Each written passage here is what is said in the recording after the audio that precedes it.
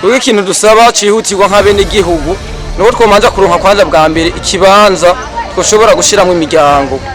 kuko gushika no munsi nta imiryango ntigira hihagaze kuko ubu bari mwibarabara abandi uno munsi bakora kika imisaya mukimu duhema twatobaguriza bakora nyagirwa n'imvura kandi mabone kuri ubuzi bandanya rubuzi hama ikigira kabiri ikijanye n'indwara iri muri aya mazi amawese yose yamaze kuzura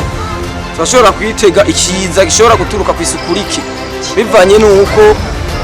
amawese yaramaze kuzura ubu unye nta muntu ashobora gusubira kandi mu rugo rwiwe bivanye nuko atamuti ico kintu rero turagisaba kongera dusaba yuko buboneka kandi na ambulance yoshobora kuzirasirikira muri aba bana bari mwibarabara ibibondo kugira ngo uwogwara wese bashobore kwihutira kumujana kwa muganga.